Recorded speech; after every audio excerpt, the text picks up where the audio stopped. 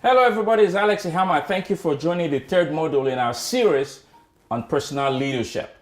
In today's class, in today's episode, I'll be sharing the seven principles of personal leadership. Right? You know, you'll find some books or some programs to talk about 21, 12, and 99 and all that. But like literally what we've done is we've condensed all those principles into 7.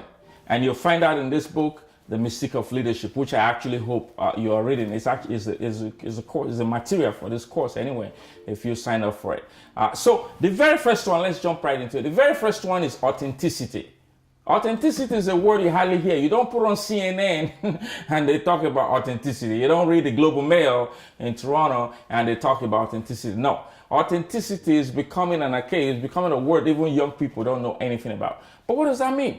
I'll read the quotation for you here. It says, the shortest and surest way to live with honor in the world is to be in reality what we would appear to be. And that's Socrates. So are you who people say you are? Are you who people think you are? Who are you at home? Who are you in church? Who are you in the community? Who are you in your workplace? Are you consistent? Are you one or you are many?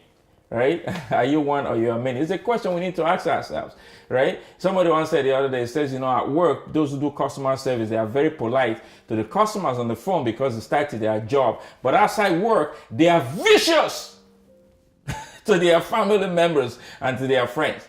But yet, hello, you know, how may I help you today? And when they get home, they scream at literally everybody. That means you're not authentic. Which one are you? Are you the one on the phone or are you the one at home? Right? So authenticity is one. The second one as I wrote in this book is integrity, which is related. Integrity comes from a word. The original meaning of integrity is integra. That means I'm one. But you have to be authentic to be one. Like, you know, you are different people in different places means you lack integrity. And you know, if you've taken if you've been one of my clients in coaching sessions or one of my executive clients, you know, I often ask the question and say, on a scale of 1 to 10, what's your level of integrity? And most people will choose 7. And I say, well, it's a trick question. Integrity doesn't have rating. You either have it or you don't. That's really what it is. You can't say I'm half integrity. I have half integrity. Like if I give you a glass of water and I say it's half poisonous, will you drink it? The answer is no. The answer is no. So the integrity, I mean, this is something you have to study and fully understand. The other one is geniality. Geniality simply means, you know, you're real, right? You're real, you know, you are gentle, you're polite, you're kind, you are loving. I often say loving, lovely, and lovable, right? So, you know, these are principles. 7, I tell you, I'm going to tell you, we're condensing so much into 7, right? The fourth one, and again, I hope you have your copy of the book.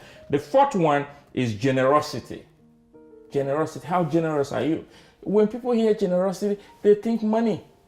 But I can tell you today that most people who committed suicide, what they needed the most, what they wanted you to be generous the most, is not money, it's your time. Is your words of affirmation, your encouragement. How generous are you with your smile? How generous are you? Are you a generous person? Right? Do you give to the poor? Do you feed the poor? Do you teach your kids this? Is this really of value to you?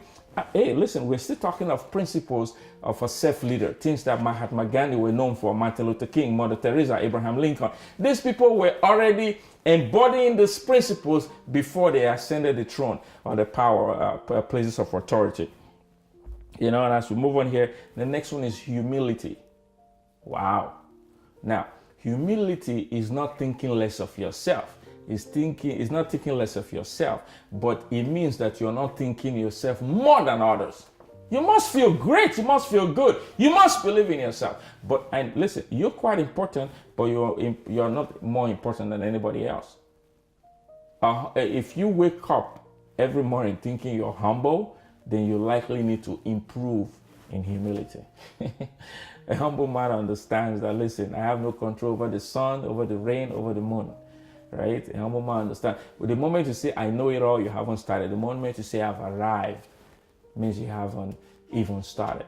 If you say I know it all, it means you know nothing at all. And the sixth one here is flexibility. Flexible, the ability to move things around, to be cohesive, to have synergy in a team, right? It's not all about you or what you want, but it's more so about what is good for all of us, right? And if that means actually you have to inconvenience yourself, that's what self-leader does. The self-leader, looks, it's been snowing a couple of days massively here in Toronto. You look down the street to say, listen, there's an old lady down there.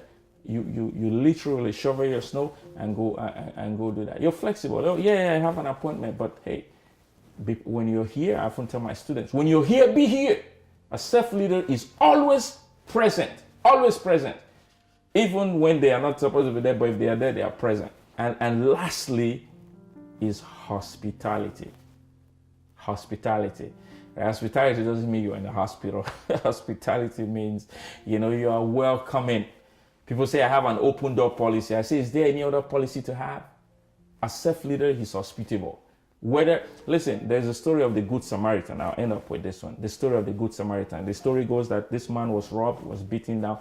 A priest passed by, did nothing. A leper passed by. Like people were passing by this person dying until the Good Samaritan came, took him, put him on his horse, rode him to an inn, paid at the inn, the hotel, take care of him, and he says, any other charges he incurs, I'll take care of your own account. Your neighbor, where you've lived, where you live right now, have you had your neighbor over for lunch, for dinner? Have you baked a cake for them? How hospitable are you? How many people come into your home, into your heart? Now you have to be wise and you have to be protective, but yet you have to be hospitable. That's what a self-leader does. So those are 7 principles of a self-leader. Thanks again for watching this, and I see you in the next class.